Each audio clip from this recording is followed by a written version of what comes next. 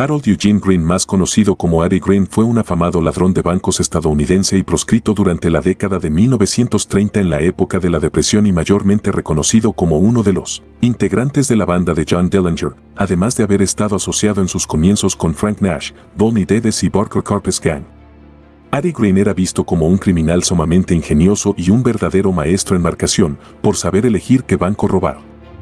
Famoso por sus estrategias utilizadas en el momento del asalto y de trazar las rutas de escape planeadas con antelación, lo que garantizaba así una huida sin contratiempos y un escape perfecto.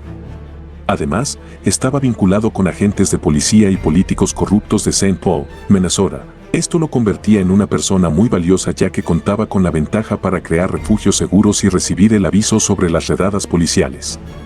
Para saber más sobre la vida de este personaje, comencemos desde el principio.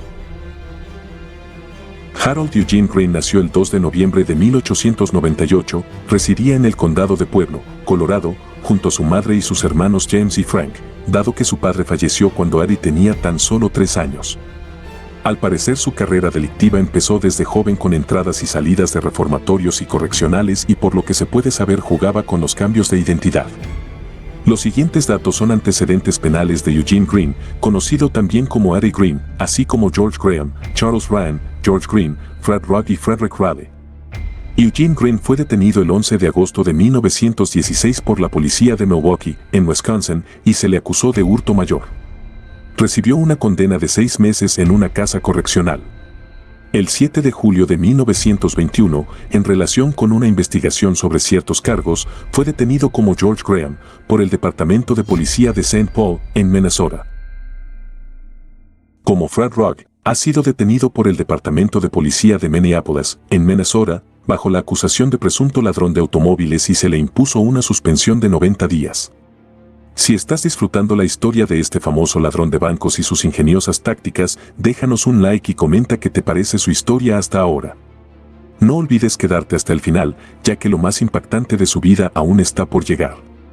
El 17 de julio de 1922, la policía de St. Paul lo detuvo, acusado de robo, pero posteriormente fue puesto en libertad. También fue detenido como Frederick Raleigh por el Departamento de Policía de Des Moines, Iowa, el 8 de agosto de 1922. Se le estaba investigando por cargos de robo de automóviles y por ser un experto en abrir cajas fuertes. Además, era un fugitivo de Minneapolis, pero posteriormente fue liberado. Llegó al reformatorio estatal de St. Cloud, Minnesota, el 15 de noviembre de 1922 bajo el alias Ari Green, acusado de robo en primer grado, encontrado culpable y condenado a 40 años, pero el 26 de julio de 1923 fue trasladado a la prisión estatal de Stillwater en Minnesota y solo cumplió 5 años de su sentencia, ya que le fue dada su libertad condicional. Después de salir, tuvo trabajos esporádicos en fábricas de hierro y se fue convirtiendo en un experto marcador de jarras, es decir, en alguien que decide qué banco asaltar. El 28 de enero de 1933, cuando se asoció con Ordo, Thomas Wolfe alias Buck y Howard Lansden alias Dago, Green tuvo su primer gran atraco a un banco. En realidad consistía en despojar de los valores que transportaba a un mensajero del banco en el norte de Kansas City, llevándose $14,500. Durante el atraco, el mariscal Algernon y Thomas Wolfe resultaron heridos tras haberse desatado un tiroteo. Posteriormente, la banda se confrontó con un grupo de personas, mayormente habitantes de la zona, y logró escapar llevándose uno de sus coches. Green y sus cómplices escaparon a Iowa, donde sustrajeron placas de 2 automóviles para tener de repuesto, y antes de regresar a Missouri, tomaron como rehenes a 2 oficiales de policía de Knoxville, a Burt Conway y John Newman. Al día siguiente, el 29 de enero, liberaron a los rehenes en Unionville y dejaron a Wolfe en un hospital en Coffeyville, Kansas, donde 4 días después fue arrestado. Pero Wolfe había recibido un disparo en la ingle y al poco tiempo de haber sido trasladado a la cárcel del condado de Liberty, Missouri, fallece. Unos meses más tarde, Green se unió a Jas Dole, Earl Christman, Frank Nash, alias Jelly, Bonnie Davis, los hermanos Arthur y Fred Barker, así como a Alvin Carpes para llevar a cabo el robo a un banco, el 4 de abril en Fairbury, Nebraska.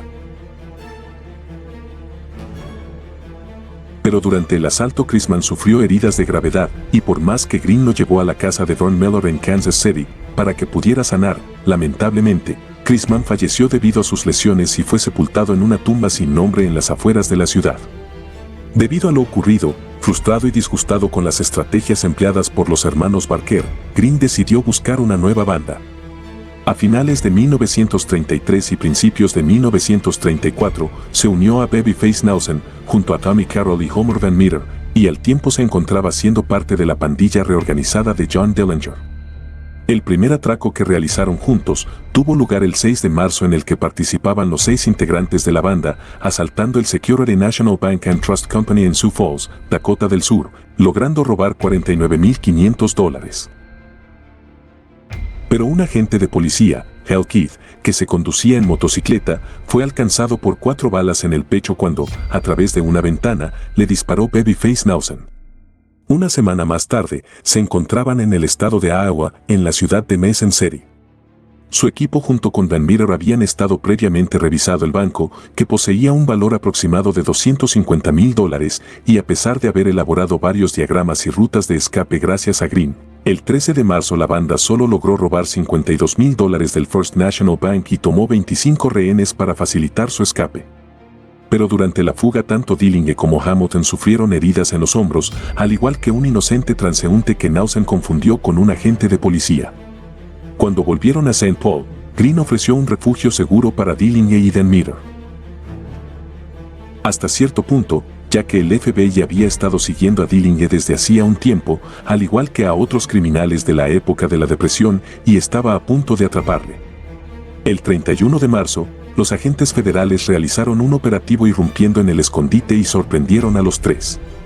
Aunque lograron escapar tras un intercambio de disparos, Dillinger sufrió una herida durante la huida y, mientras Green se encargaba de conseguirle atención médica en Minneapolis, el FBI dio con una pista sobre el protector de Dillinger. Tras explorar el apartamento abandonado por John Dillinger, los investigadores lograron rastrear un número de teléfono que los llevó hasta otro de los refugios de Green en St. Paul. El 3 de abril, Eddie Green y su esposa Bessie llegaron a la casa segura. Al salir del auto, Green se dirige al apartamento, pero fue sorprendido por agentes federales que portaban varias armas y ametralladoras Thompson, recibiendo un disparo en la cabeza y en el hombro. Green fue llevado a un hospital de St. Paul, donde falleció el 10 de abril de 1934 a causa de sus heridas. Durante los días previos a su muerte, estuvo en un estado de delirio, lo que permitió a los agentes federales documentar cada palabra que pronunciaba. En la información obtenida se reveló la existencia de la banda Carpes Barker, la cual lograron capturar en un plazo de 10 meses. Por otra parte, su esposa fue arrestada por dar refugio y reveló a la policía los nombres de la banda de Dillinger después de la muerte de su marido Eddie. Además, aseguró que la banda Carpes Barker había sido la responsable del secuestro de Edward Brammer en enero de 1934. Identificó a todos los integrantes de la banda y a sus parejas, lo que resultó en la presentación de cargos federales en su contra. La prensa lanzó duras críticas por la muerte de un sospechoso desarmado, mientras el FBI justificó sus acciones ante los informes contradictorios sobre si Green intentó escapar o si fue asesinado a sangre fría, señalando que Eddie Green adoptó una postura amenazante, junto con gestos intimidantes. Si esta historia de los proscritos de la era de la depresión te ha atrapado, suscríbete y activa las notificaciones para no perderte nuestros futuros relatos épicos. Cada semana traemos más historias sorprendentes como esta.